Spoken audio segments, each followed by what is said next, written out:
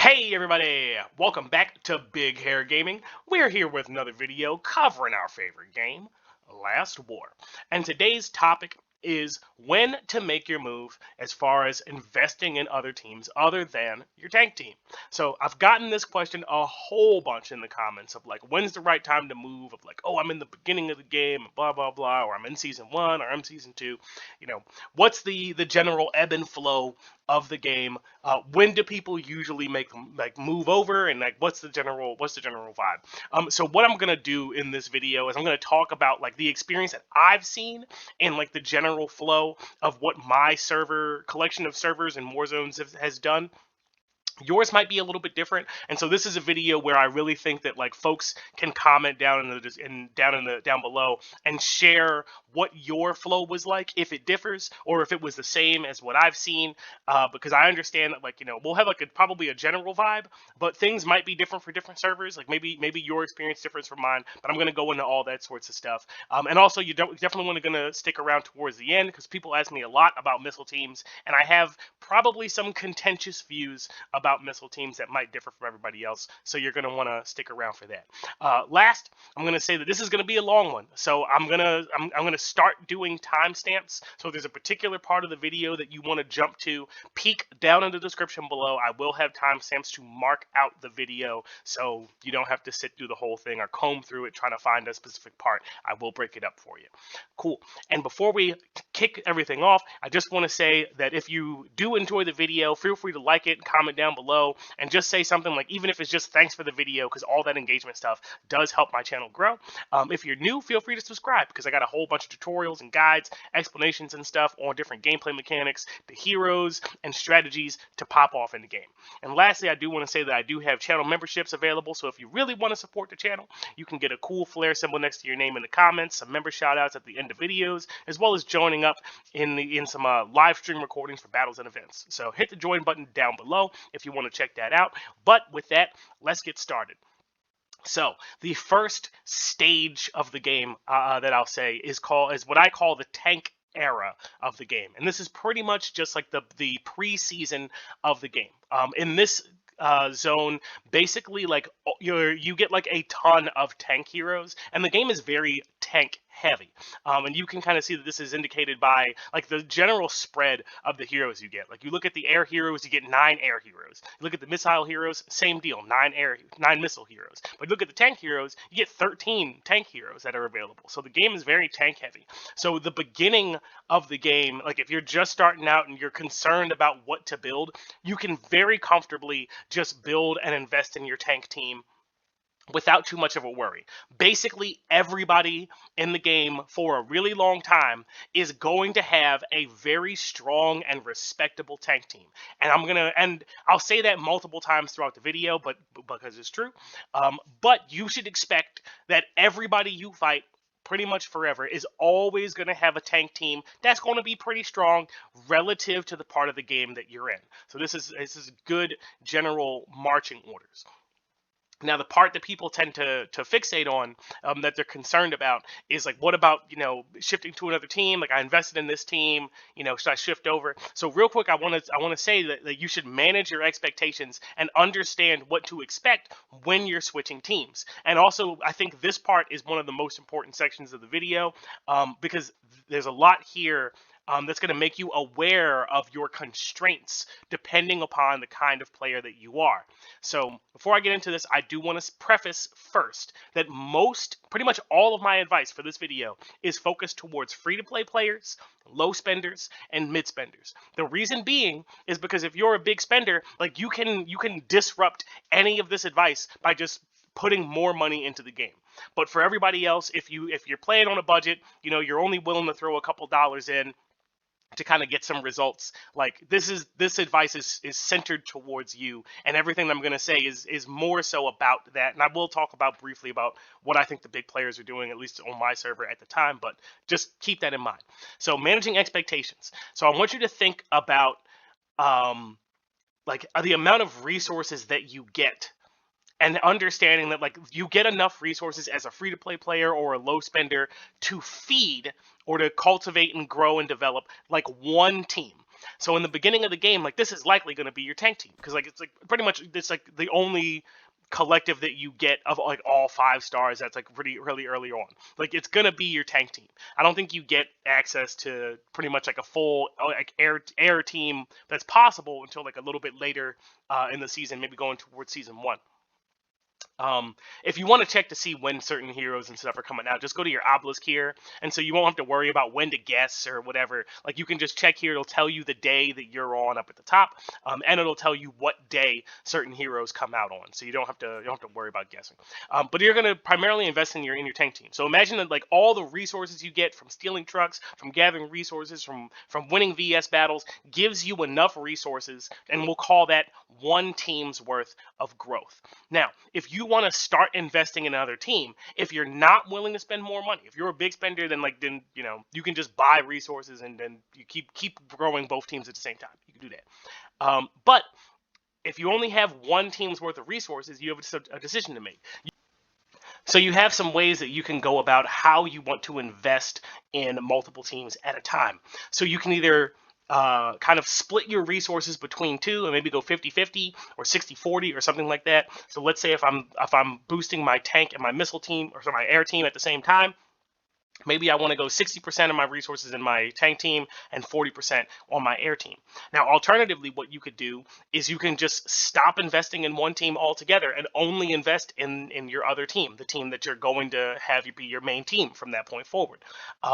What that does for you is that your the time range that you'll see of where you're kind of like switching over is going to be shorter naturally because you're spending more resources on just the one team. However, your main team, I think, will fall out of favor a lot faster, simply because like if you've been keeping pace with what everybody else is doing with your tank team, and then you suddenly stop investing in them, then they'll start losing a lot more fights, and you're going to lose fights anyway because your air team is in progress but not quite there yet. So this is kind of what you can expect to see. It's like you're gonna have some time where you're gonna lose some fights, and it's gonna be maybe a couple of weeks, maybe a couple of months, depending on how much you're spending. But just expect that that's gonna happen. So we spoke about the tank era, which is basically the preseason and part of season 1. The next zone is what I've termed as the early air stage. And for me, I would call that season 1. So it was probably around like maybe early season 1 is when I started to see a couple of the really strong, the big spenders start to have some air teams that were comparable in strength to their tank team. This is for like the really powerful people who kind of were able to do that and like spend the extra resources. For everybody else, I probably, like I said before, like I didn't start investing in my air team until this time. And even then, like it was very passive. I wasn't putting skill medals into my air team during season 1. If I was at all, I think the only hero that I did it for was D.Va, because I knew that she got her weapon in season 1, and at the very least, I would have her on my ramshackle air team and have her doing her thing at 5 stars with her weapon, and the air team would do however well it did, and I didn't really care beyond that point. So I wasn't putting skill medals into my air team at this point. But you started to see a couple people start to have like an air team that was not absolute hot dog water, but like they still, like everybody's air team would still be beaten by a strong tank team, like no problem. Then this moves on into the rising air stage, which I would call season 2. So around this time, and like keep in mind, after season 1 ends, you do have a lengthy period of like the season 1 celebration where you're doing a whole bunch of different challenges and other stuff that lasts for quite a while. So during this time, like I had plenty of time to start to throw some shards into my air team, because I saw the writing on the wall of like, okay, people are starting to invest in their air team, but they're not really that strong yet. But I need to start doing the same thing. And I held off on boosting up my Lucius in particular, because I was really hoping that I would get some hero shards specific to him for season 2, so I wouldn't have to use my generics. You don't. So if you're waiting on Lucius to get those, don't bother. Just start throwing shards on him. Just take caution from me. But yeah, in season 2 is when they started to see a lot more people have like a decently respectable air team. And when I say like a lot more people, I'm talking about like not the big fish, the super powerful whales and stuff like that, but like the regular medium to low to free to play spenders started to have like a decently respectable air team. Most of the time, I was still able to beat air teams with my missile team. Sorry, with my tank team, but towards the end of season 2, I started to see a lot more folks, maybe not a lot more, but a couple more folks who had an air team that was on par with my tank team. And when that happens, like, there's nothing I can really do. You're gonna lose that matchup just simply because of the power boost, and the rock paper scissors nature of the game. Where if you're not familiar, I do go into it in another video. I'll drop a link to it down below, and I'll have a little card pop up. But that's basically going to be that air is going to beat tank, tank is going to beat missile, and missile is going to beat air. That's the rock paper scissors of it. And it's not will beat it, but they have an advantage over it, I should say. And then lastly, so season 3, I'm not there yet, but the writing on the wall dictates that from season 1, you started to see some people investing in air. In season 2, you started to see some of those investments start to pay off. And in season 3, I anticipate that this is going to be what I call the air domination stage, where if you don't have a strong, respectable air team, or I'll say if you haven't switched over fully to your air team, like, you're going to struggle. The reason being is, like I said, the rock paper scissors nature of the game is that the air teams have an advantage over the tank teams. Everybody's still going to have a strong tank team, no doubt. But in order to compete, you're going to have a strong air team.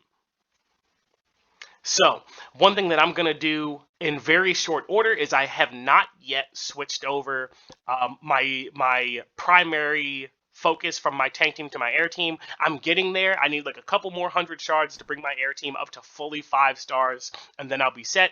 At which point I'm going to do a gear swap, and I'm going to swap my gear over from my tank team over to my air team. If you want to see a video on that and like what I'm prioritizing and who I'm moving stuff off into whom and all that stuff, feel free to drop a comment down below. I'm very happy to do that as well.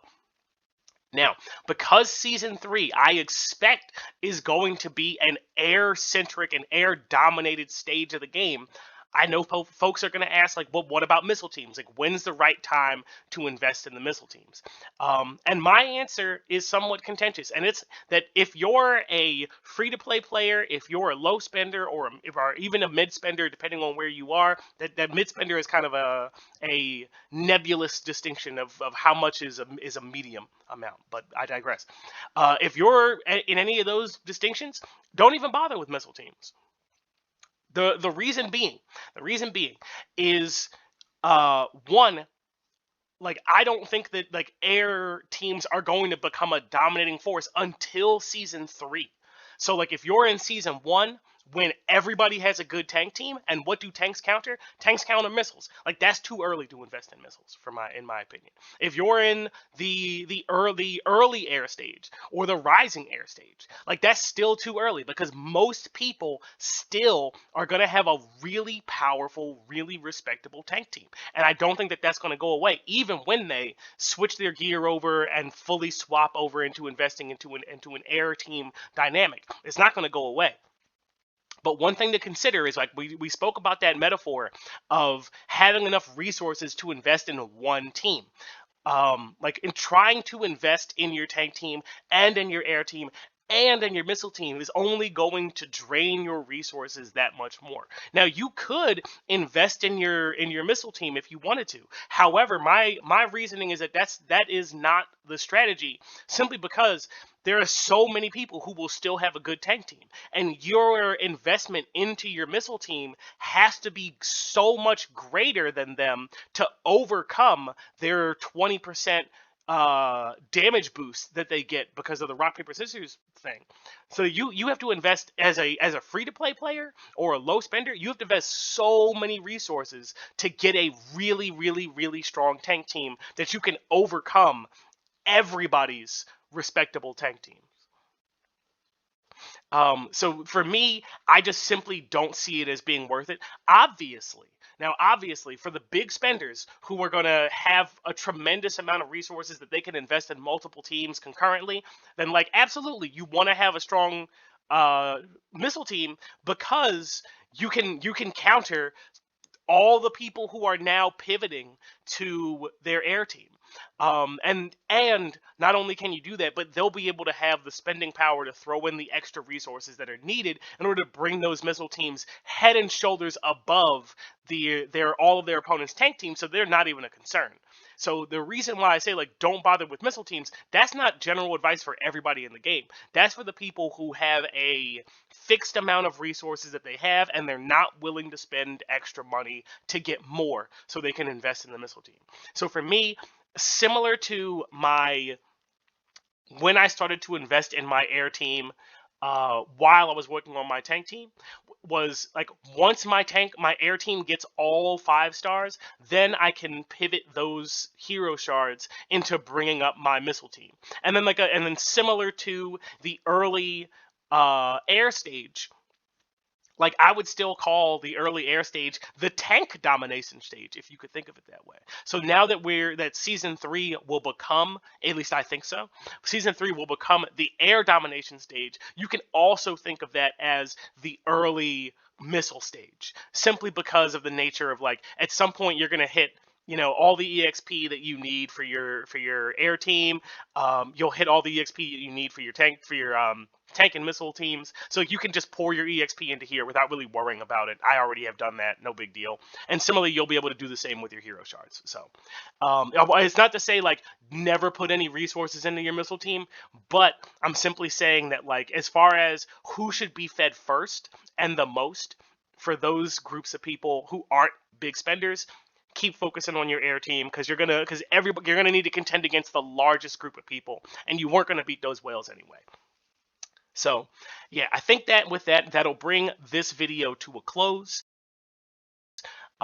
If you enjoyed it, feel free to like, comment, subscribe, and share the video with your alliance mates, because who else enjoys Last War content other than the folks who are playing Last War?